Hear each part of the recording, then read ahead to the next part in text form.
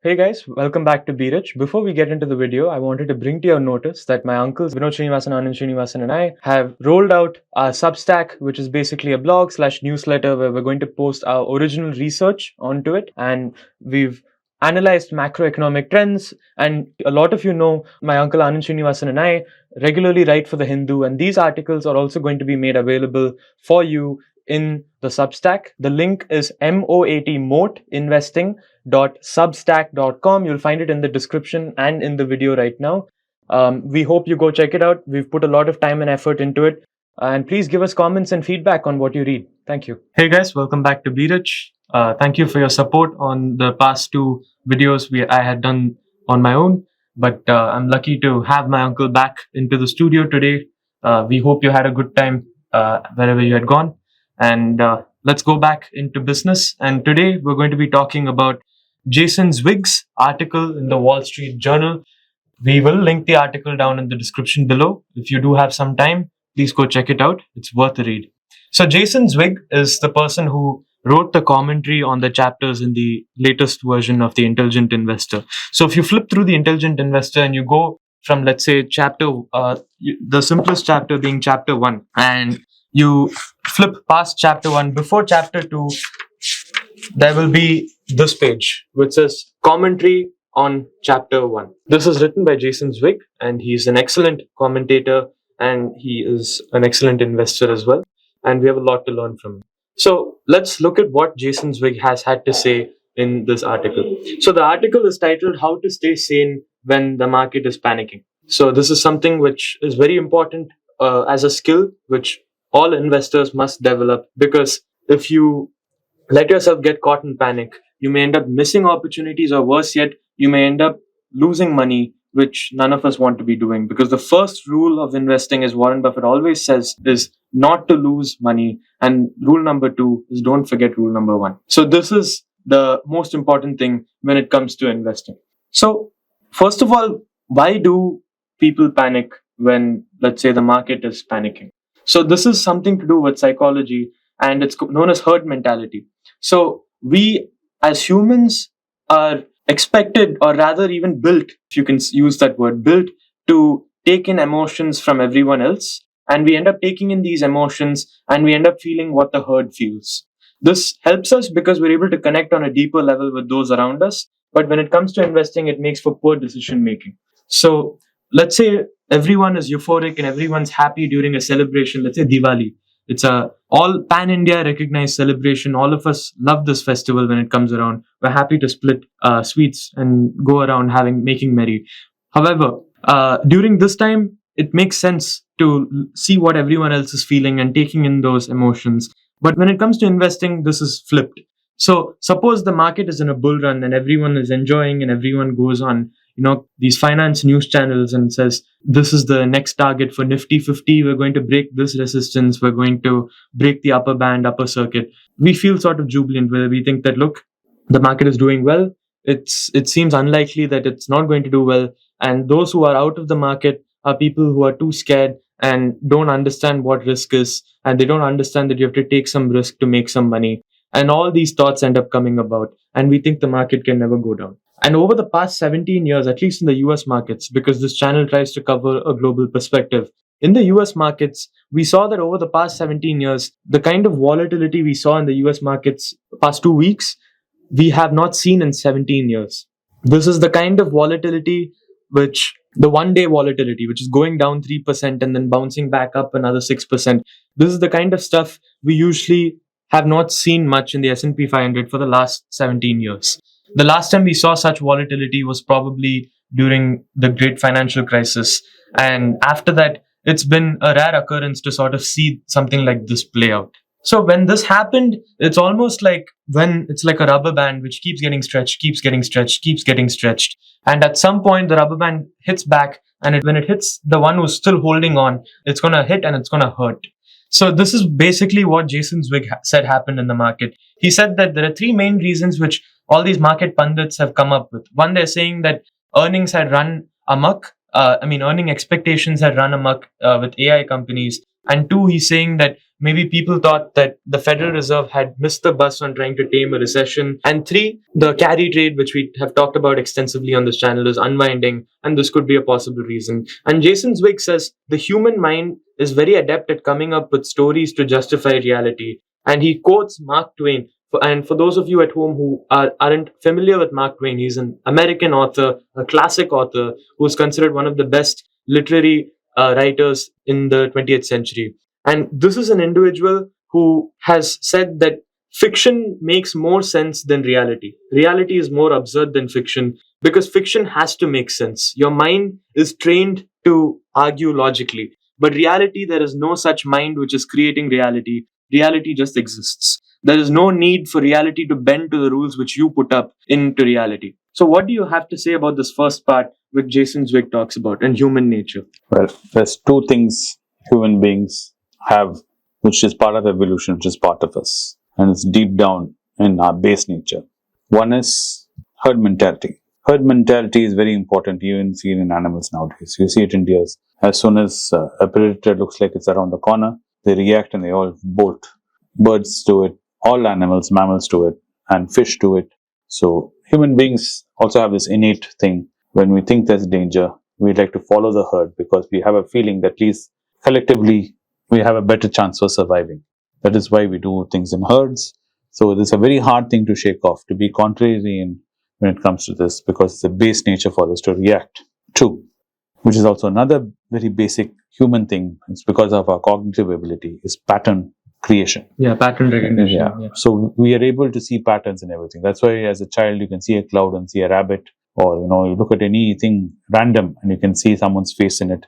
And that's why even a toast, which looked like the burnt part of the toast looked like the Christ face of Jesus, sold for a lot of money, because we have this capacity to see pattern.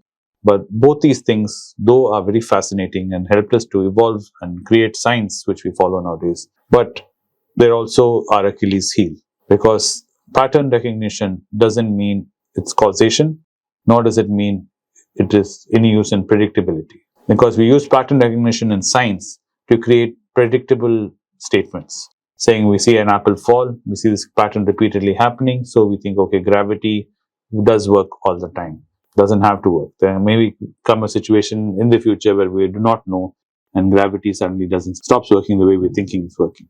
So this is a fundamental problem with pattern recognition, and we see patterns in the market and we think using that we can predict what will happen in the future, and thinking we see a pattern, meaning that it must be something that's happened in the past. For that instance, the market, if you take, let's say, for the last 5 years and look at the graph, you see the patterns in the market, you can argue both that it's a beginning of like a Great Depression. The market is expected to crack and get into a Great Depression. The same graph can be used and argued that we are in the beginning, the cusp of a massive bull run, like what happened in the 1920s, the Roaring 20s as it's called.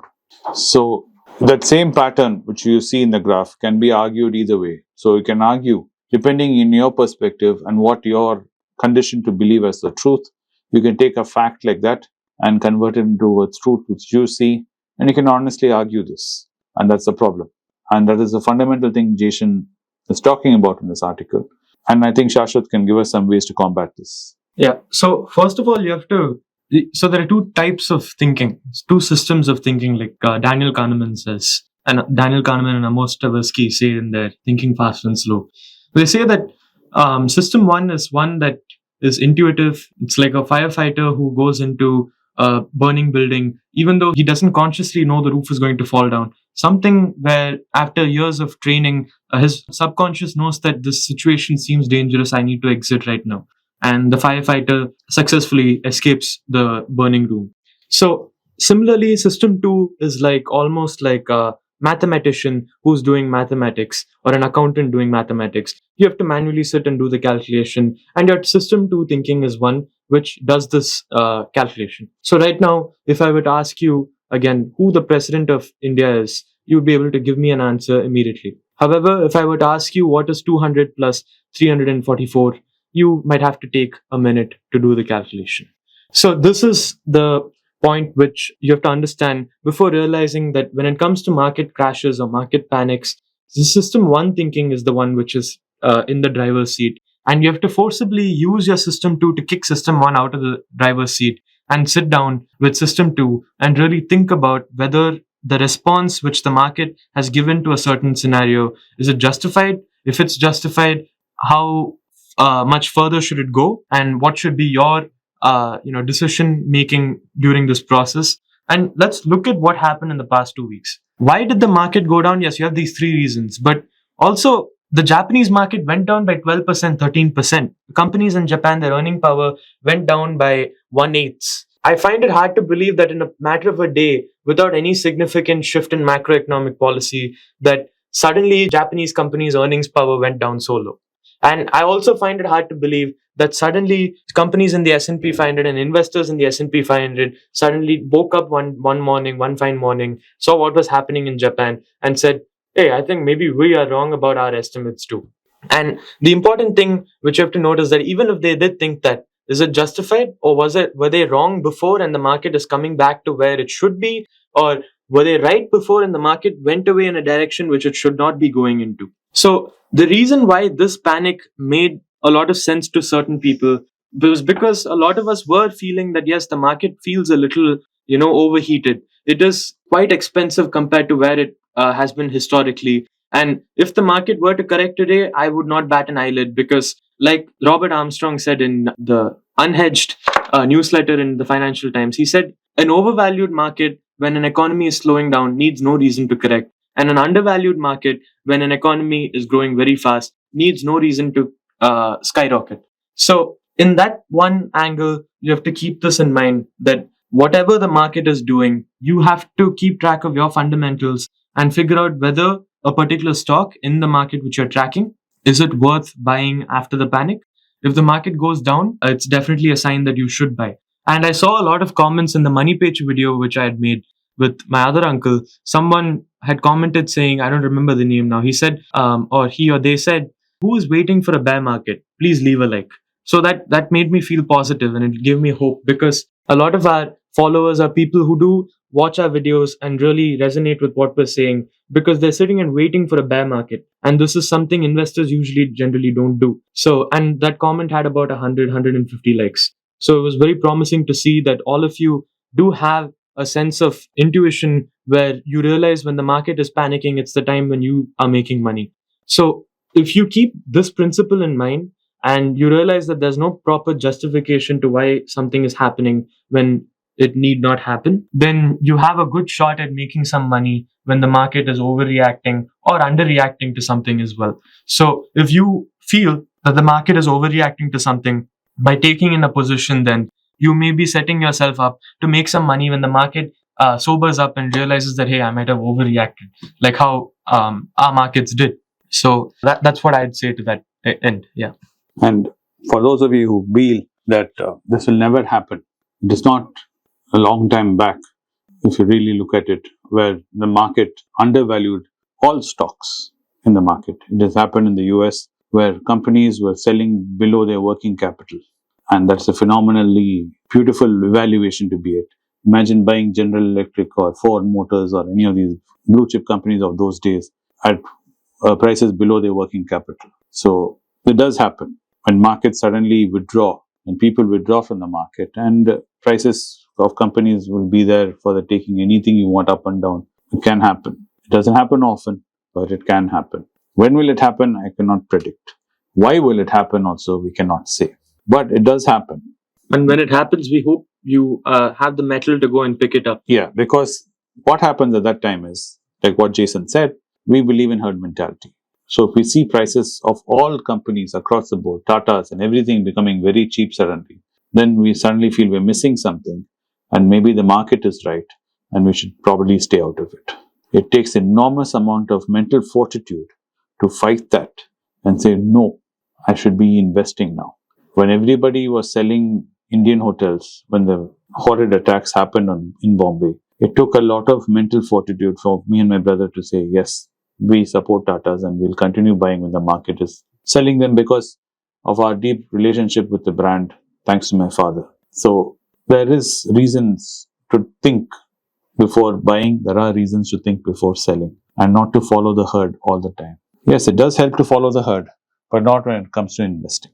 Right. So with that, we thank you for watching VTouch. If you liked the video, please hit the like button down below. Please hit subscribe if you have not subscribed to our channel already. Hit the bell icon to know when we drop our latest video. And finally, if you have some comments or opinions you'd like to express, please leave them in the comment section below. We will make it a point to read your comments. That being said, thank you once again for joining us on VTouch. Thank you. I told you about visiting Singapore. The date has been finalized. It's 25th August. It's a Sunday. Those desirous of meeting me in Singapore can drop a message to the WhatsApp number given below or contact my team by an email. My team would reach out to you and we will assure you of our best services. For English and Hindi, there will be a separate meeting. See you in Singapore. It's a great privilege and honor that so many of you in thousands have subscribed to my channel and have supported me. I have written 2 books in English, The Alchemy of Money and Ordinary Stocks, Extraordinary Profits. These books are published by us and are ready. If you want to procure a copy, send us a message to the WhatsApp number given below and my team would respond to you. If you want an Amazon Kindle copy, you can click the link below.